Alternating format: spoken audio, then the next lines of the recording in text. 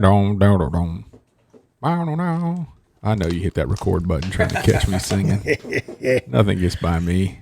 Oh, ready? The famous Nothing gets by words me. of Ad Rock. Kick it! That one actually sounded a little bit better. It does like it's your best one. You need to back up away from the mic when you do that. Somebody's going to call the cops, though, outside of studio that heard you. There's somebody in there kicking somebody. All right. Welcome to Hardheaded. I am your host, Matt Amos. Along with me, Troy, Three-Shot Trussell, and the man to my left, Chet, city/country boy/city boy Sears. We're glad to have you today. Thanks for joining us. And we are going to have 3 segments today, That's right. just like every episode. We're going to start off with the What's on Your Mind. Our top 3 is going to be top 3 handguns. I know it's going to be a tough one for you. It's true. It's true. We're going to end with a good word by Chet, who is not paying attention at the moment. Oh, I'm But we're going paying attention. I've got a good word. But I'm going to circle back to Troy. What, sir, is on your mind? I'm drawing a blank. You're drawing a blank. I got something to say. Go for it, Chet. I thought. Well, while you think about what's on your mind, Yeah. I was listening to a podcast the other day. It's an acquaintance, friend of Matt's. It's like in the top 10 of all the military podcasts out there. What's the name of it? You were on it. Yeah, Brave and Faithful Brave and Faithful podcast. by Fortis et Fidelis. Yes. Yes. I happened to be listening to an episode. So before you go, Yeah. that is actually a corpsman that I served with back in 17. Man, that would have been 04, 07 time, 06. Okay. Yeah. But he's a incredible individual Yeah. and does a really good job with this podcast. And when he invited me to be on the podcast, I was actually looking it up. And that's when I found out that there was actually a podcast magazine that we had no idea existed. Yeah. And now We got to get in that magazine. we got to be in that magazine. That's the goal. That's the goal. I don't know if we necessarily qualify as a veteran podcast, Yeah, probably not. We're only 1/3 veteran. but whatever, it's the best third, but whatever we do, Yeah. whatever category we're in, Yeah. we need to be in that magazine. Okay. They don't. Their magazine, the podcast magazine, is not just military. No, it's all podcasts, but they have a veteran podcast Yeah. thing, and I guess they do like a top 100. Okay. And I'm like, We're top 100 of something. I don't know what. I don't know what. We're gonna find out though. We're gonna pigeonhole a bunch of these categories and just enter our names. So I was listening to this podcast, and towards the end of it, our buddy Matt here had the opportunity to talk about this podcast, and he was describing me more from the work related aspect, and he said, I had to rewind this. He said, I'm going to regret saying this, probably because you knew that I would eventually listen to this podcast and then I'd bring it up.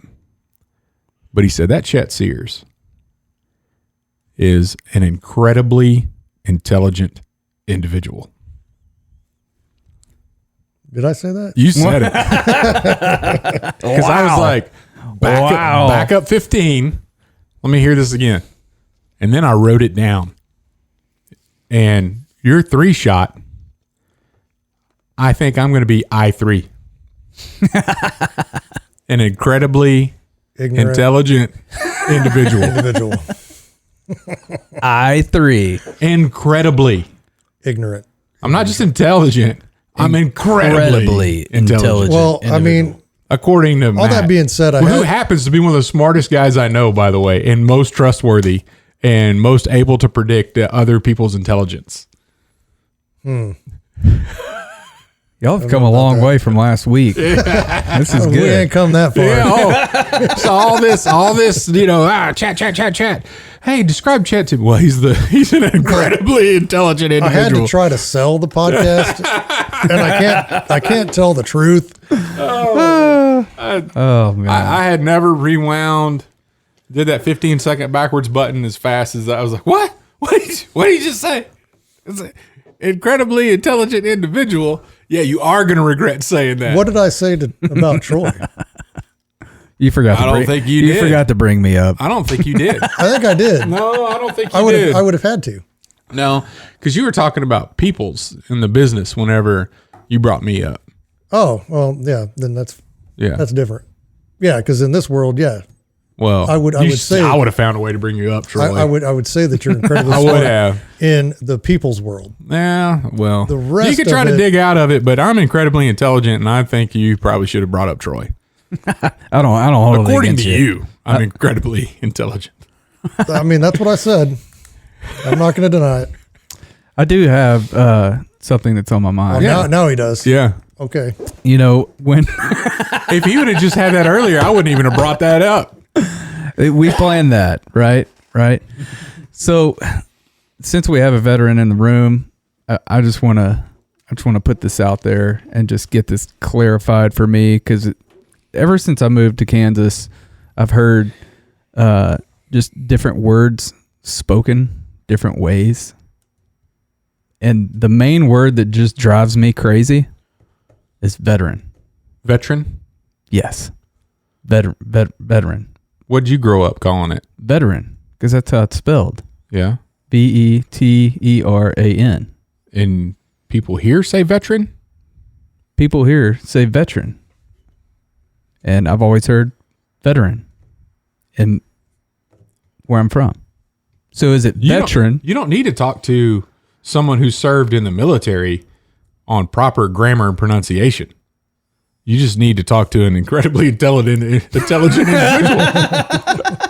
It's veteran. It's veteran, Yeah. or is it veteran? No, it's veteran. Okay. Well, in the veteran community, what do you say? Hey, man. Because I don't have to call him by rank anymore, right? Hey, man. Like, matter of fact, Doc Dio, who's the gentleman who runs that Brave and Faithful podcast, reached out to me today and let me know that the podcast had actually dropped onto YouTube, and so the video was available. And it was a video where I actually did another Zoom. Which he hates. I hate doing Zoom. I think everybody knows this by now, but I hate Zoom with passion. He was all my Habitat board meetings are on Zoom, and he's over here on the phone like, well, no, I can't do that. No, I don't have a camera on my computer, so I'll just call in with my phone. And I'm like, I've got a camera, Matt. He's like, shut up. Like, I'm not going to be able to. This for a Homes for Our Troops deal. And I'm like, dude, I've got a camera. Look, it just plugs into your USB. He's like, so he ended up using it. Anyway, yeah, he sold me out. Ignorant. Idiotic. There's a lot of I's for I3. No, I got it's quote. It's out there in podcast world, man. You can't deny it. But anyway, so It's on YouTube. Doc reached out to me and he said, he goes, hey, Captain Jones, who's now Colonel Jones, he's our company commander back in the day. And he said, I just saw him here I think in Virginia is where they're at. And he's like, just let me know that he'd seen him, and I was like, awesome. Give him a, hey dog, what's up? Because I'm retired, man. Yeah. What up, Jonesy, right? How you doing? Yep. That's how I roll. But I would say that I like veterans. I like to pronounce it that way because that's the way It's spelled. it's spelled. That's grammatically correct. Yeah. However, Veteran. if I'm in a hurry and we're talking about the day,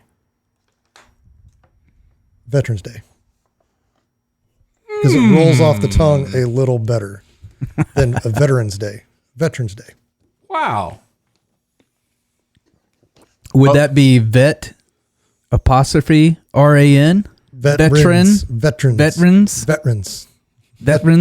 Day. Like y'all. So it's kind of like a y'all. Yeah. Kind of. So all y'all. So if we're going to talk about words that annoy us, pecan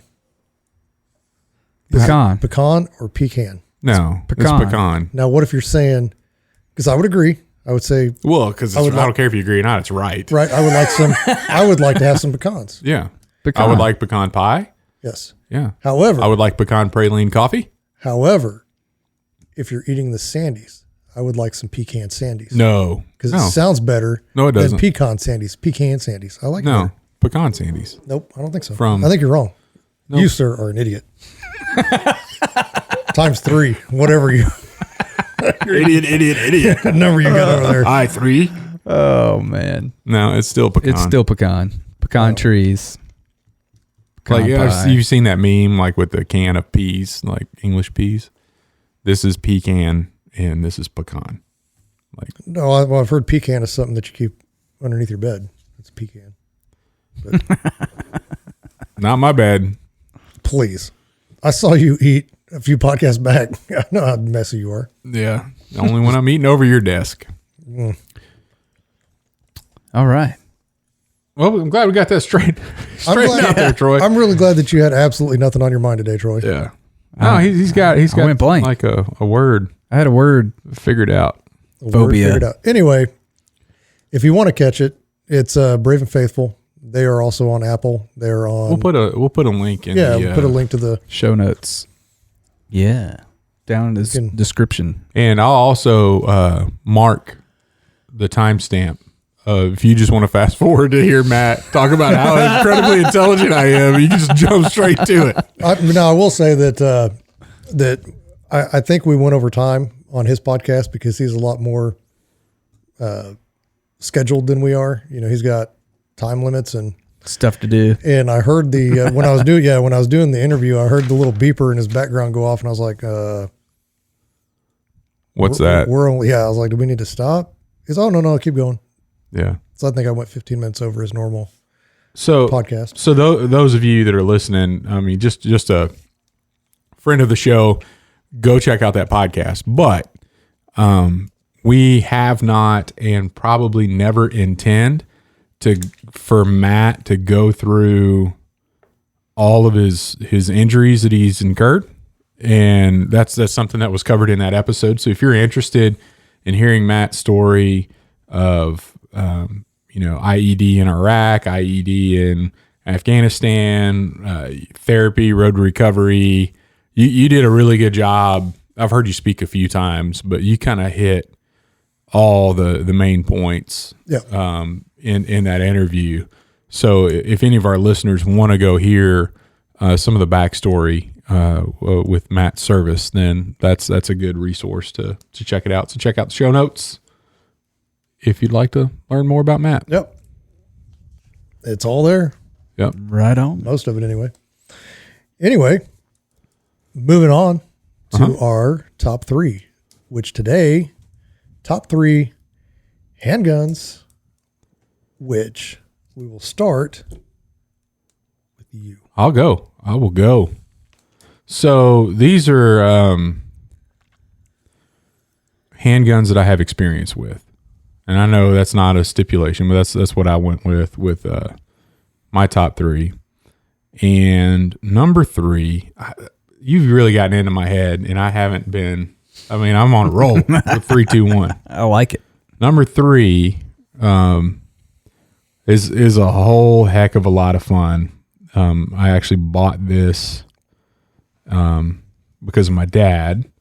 He back in the Obama years, switched from 22 long rifle to 22 mag because those were still available, and only had a revolver.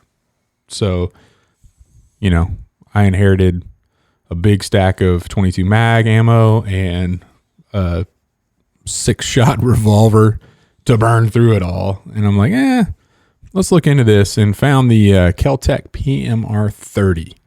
Which is a 22 mag handgun that in the handle, in the grip, a flush magazine holds 30 rounds. And this gun is so much fun to shoot. It throws out a fireball about a foot from the barrel, and it's got fiber optic sights. It's extremely light. It's a polymer pistol.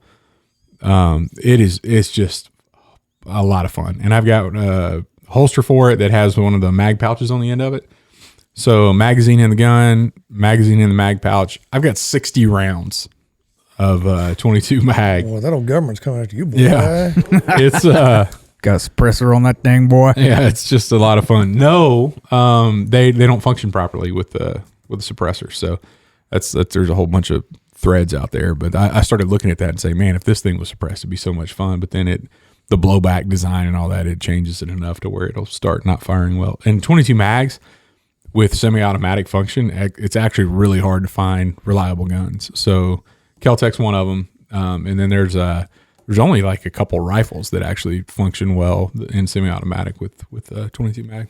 So is it because of the overpressure? I think so. Most everybody tries to design a 22 long rifle, and then they try to chamber that same design in a 22 mag, and it's just too much.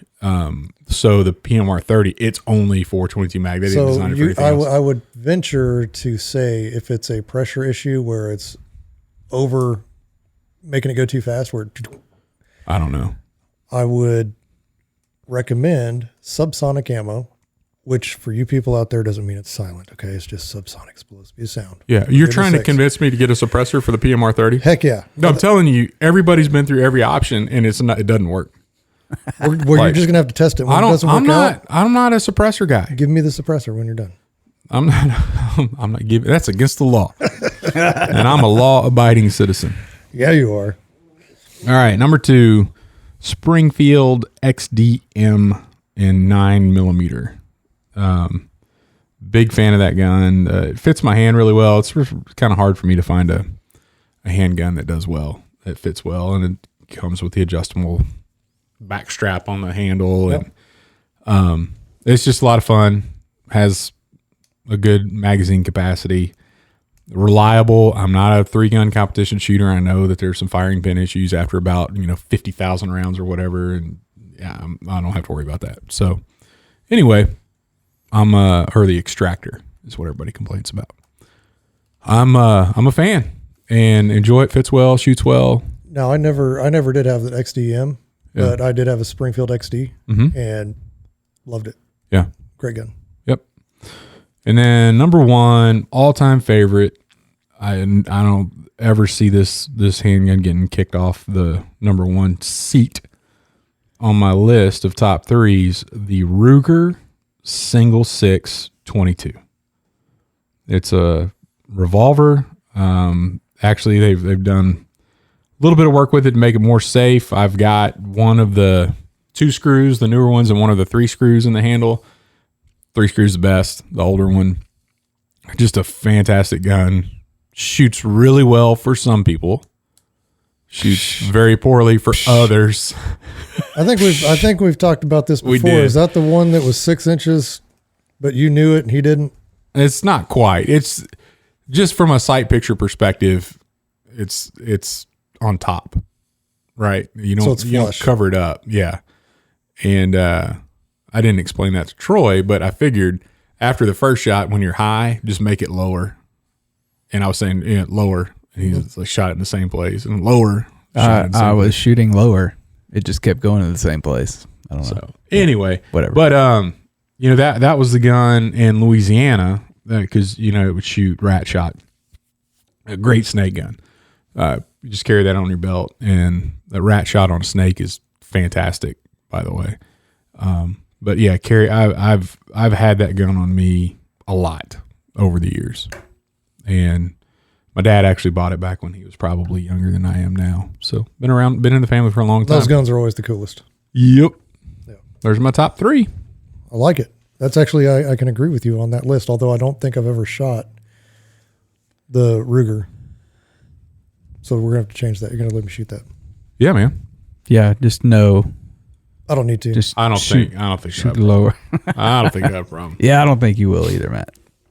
I'll go next because I've only owned one handgun in my life. Imagine ever. that. Go ahead. So You only need one. and it was right. And it was passed down to me. One And handgun, one shotgun, one beer. I can hit the target with this one. Yeah. Yeah. So, but that's my number one. So I'm going to go start with my number 3. Oh, And there's nothing like a good Uzi. Right? Nothing. There's nothing like it. That's right. You need to cap somebody. Nothing like having a little Uzi Or in your back, star in your back pocket. in a action movie in the That's 80s. right. Like That's right. Invasion USA, Chuck Norris carried 2 of them. Just the noise it makes. Just like it's unfortunate that you cannot buy one of those. no. A fully automatic one. Right. Yeah, you can buy the semi-automatic, Yeah. but you can't get the one that makes fancy noises. What were they? I can't even do That's it again. exactly how it would I'm sound. trying not to spit all over you. It's gonna jam up. If you have a suppressor on it, it sounds like this. So quiet. It's so quiet. Wow, man, that suppressor That's Hollywood. really That's a worked. Hollywood suppressor. That's awesome. No, but so my number 2 would be that Springfield.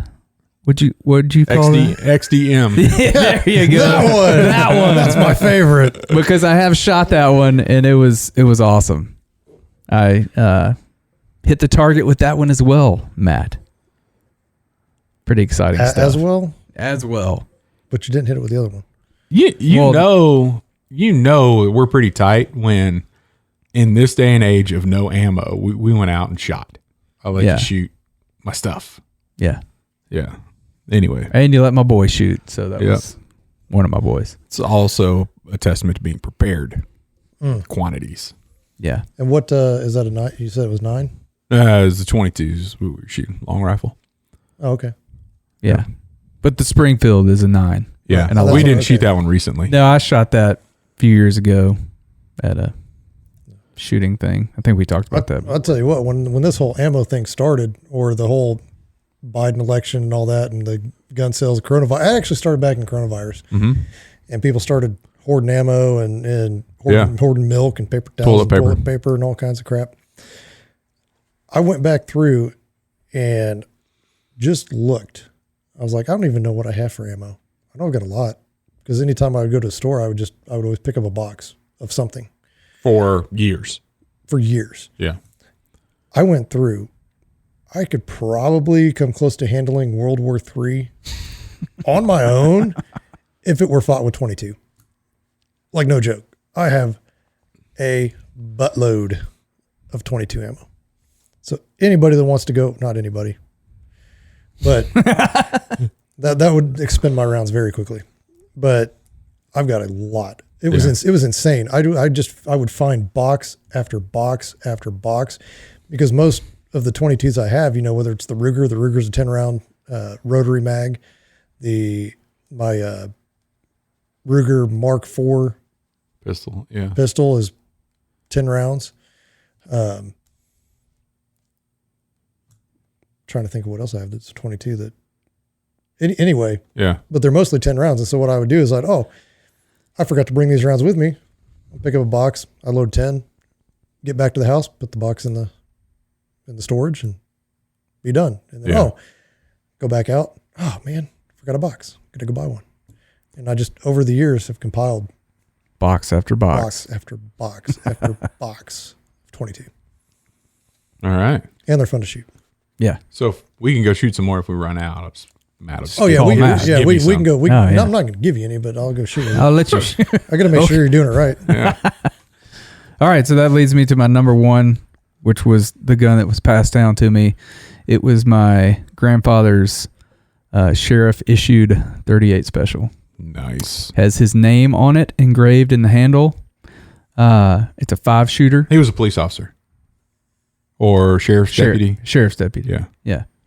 Yeah. So yeah, that's it. Awesome. John C. Trussell. So I'm On the guessing that's handle. one that you don't shoot. No, I have shot it before, but probably only shot it maybe 10 or 15 times. No, I don't. I was going to say I might have a present for you. Some 38 special. Some 38 special. That's what I gave his dad for Christmas.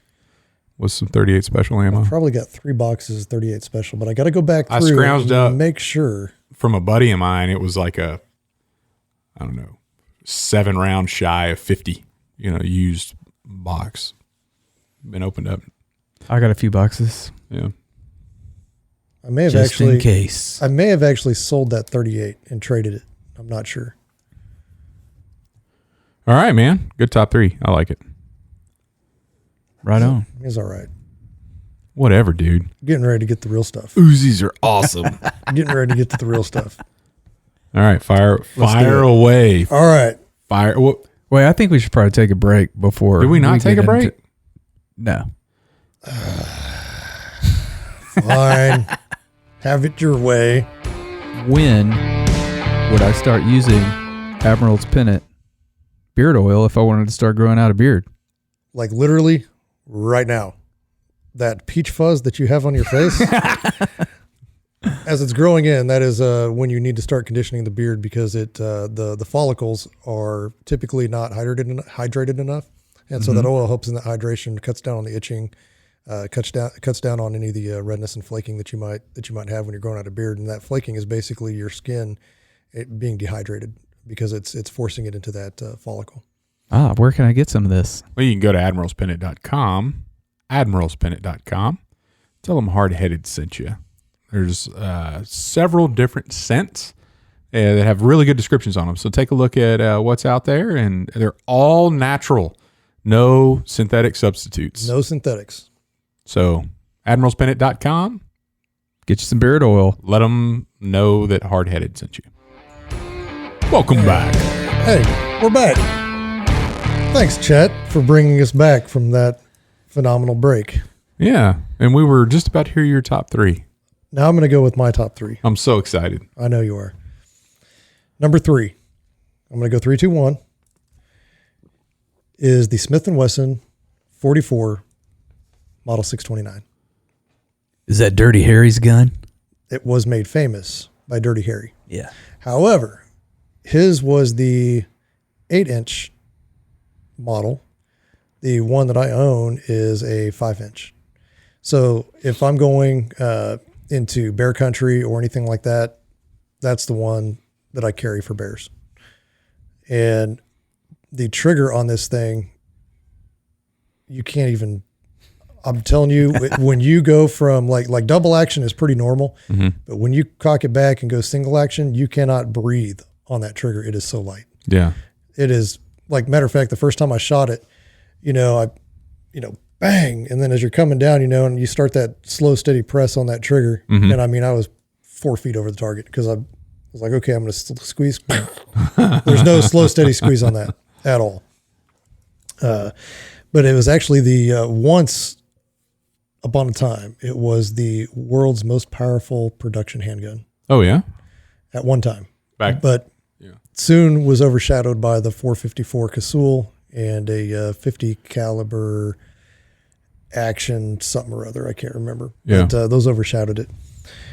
And yes, Dirty Harry gun. So that's what made it famous. But it's a super cool gun. Super fun to shoot once you learn how to hold it properly. To ride it. Because it doesn't, like the first few times I shot it, I would get blisters from the recoil, but now I can shoot it no problem. It's just how you hold it. Number 2 is the SIG P365 SAS. The 365 SAS is a little 9mm personal protection handgun, and it was designed specifically for concealed carry. So that's the one. We were at that Delta waterfowl banquet. You remember that? Yeah. And you were like, dude, I got to have this gun. Oh, that's the one? That's the one, yeah. Was it the SAS model? No, but close enough. No, it's not. From a holding it and like, man, I really like this gun. Come on. No. So the SAS. But I'm I'm a incredibly intelligent individual, man. Nope. SAS stands for SIG anti-snag technology, basically. So there's no front sight on this gun whatsoever. It's smooth.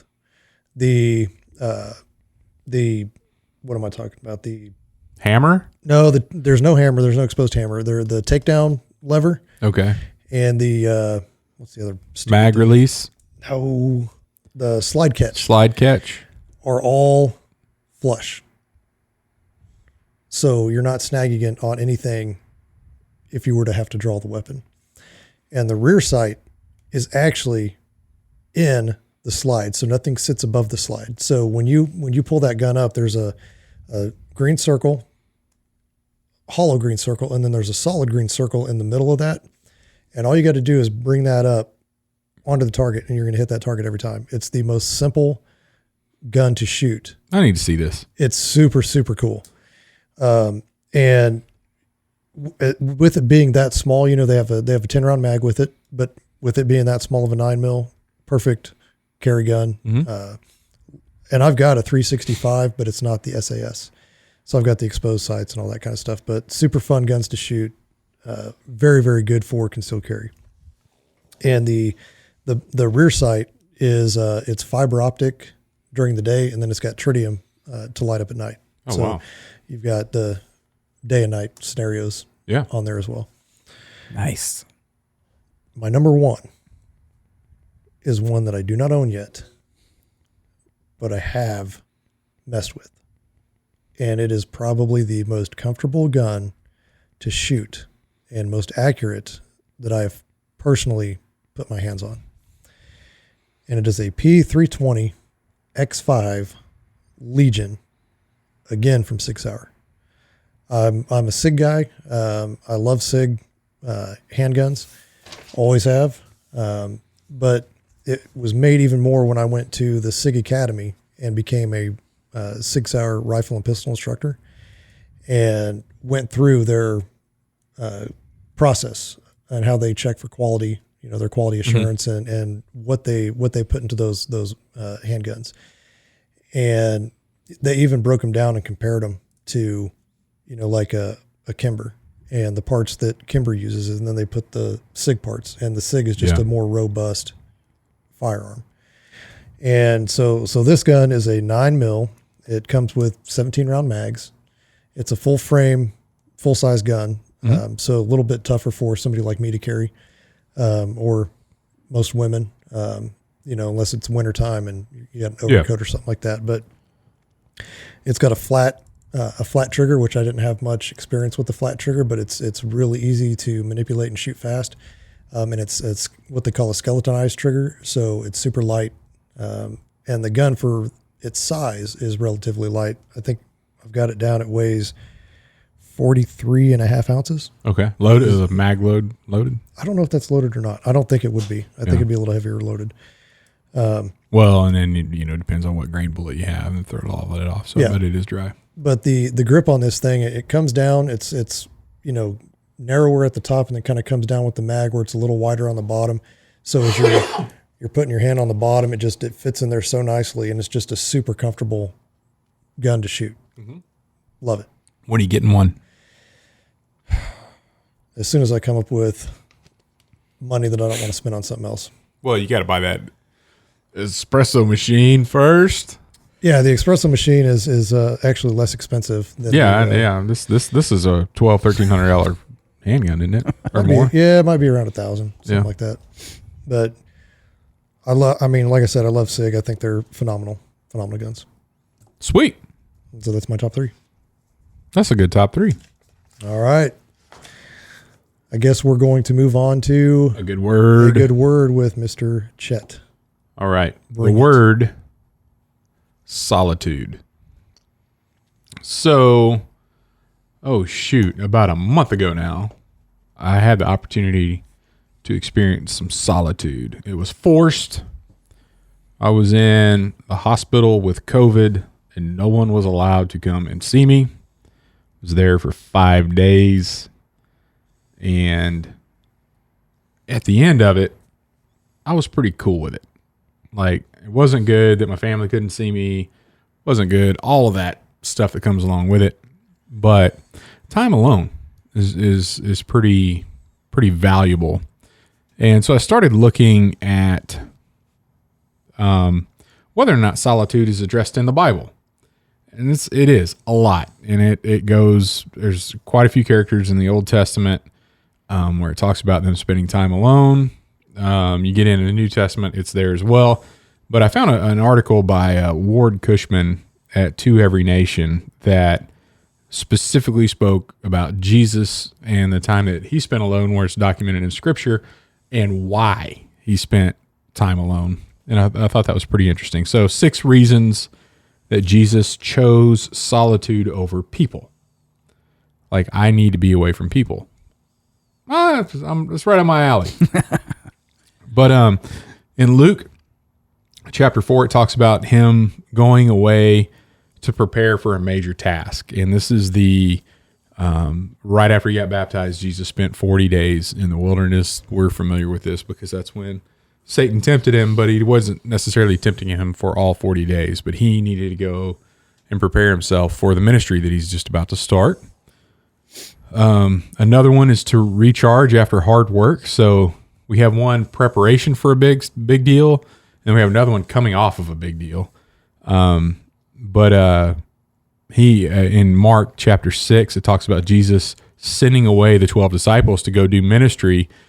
And then when they came back, he encouraged the disciples to separate the people that had started following them. Like, you need to get away from that. Like, this is an opportunity for you to rest. You just came back from all this ministry. You got some more followers, but you don't need to be surrounded by people all the time. You just did your thing. Now you need to go and rest away from everybody else.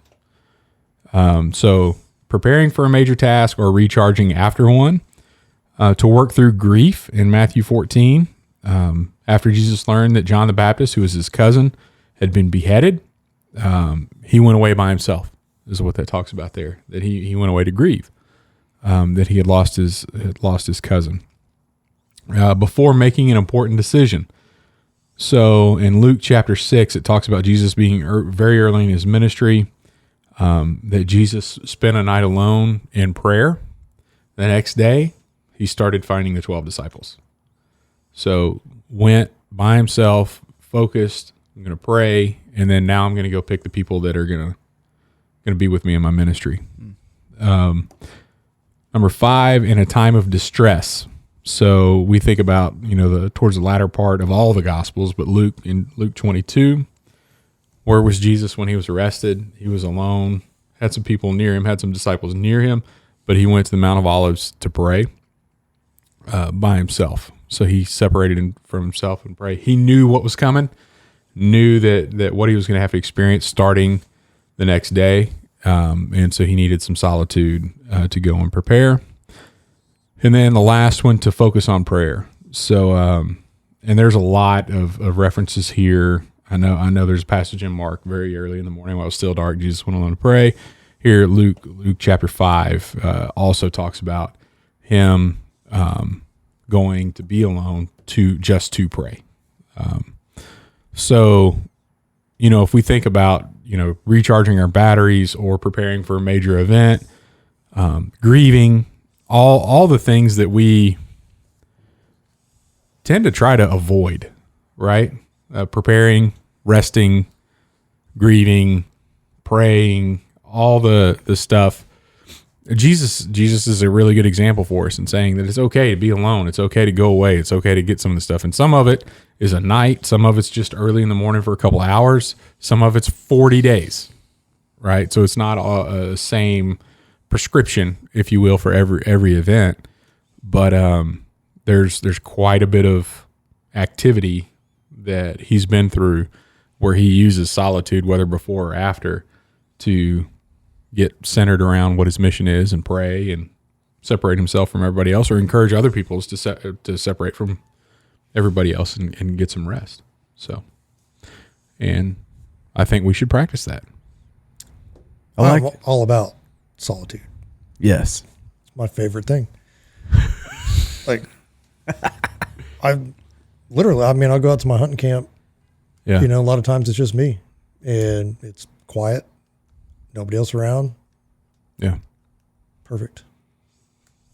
It does help you recharge, for sure, and think and get prepared. Is if you're as long and I'm not accusing you, but a lot of times, well, like my kids, I need to go be alone on my phone with the Xbox, and we do the same thing. You know, next thing you know, I'm checking social media or whatever. So I think to be intentional about that time is Sure. really important. Well, now, you know, out there, I didn't have internet or anything out there for Years. years. Yeah. And so even still, you know, it takes maybe a day Yeah. to just put the phone down and not even worry about it. And then Yep. most of the time it just stays in the house because it doesn't work anywhere else anyway. Right. So I spend most of my time alone in the woods anyway. So. Yeah. I'm with you. All right. Yeah, that's something I could definitely practice a little more of. Yeah. It's tough when you've got 5 kids in the house, but Oh yeah, 1,400 square feet, 1,500. Yeah. Whatever we got. It's hard to find some alone time. rough. rough. All right. I guess that's our episode for today. Yep. Chet, thank you for the good word. AKA I3. Idiot times 3. Anyway. I have to take us out too. Yep. Chet, take us out. Thank you for listening to the Hardheaded podcast, where you could come and get your practical and realistic take on whatever it is we choose to talk about. Check us out, hardheadedpodcast.com. Please go visit our sponsor, Admiral's Pennant, at admiralspennant.com. Buy some beard oil for your loved one who you want to be bearded to send them a strong message. Thank you for tuning in. We really do appreciate the time that you spend listening to us. Reach out to us in the comments. Be fantastic to interact with you. Hashtag. Join the conversation. All right.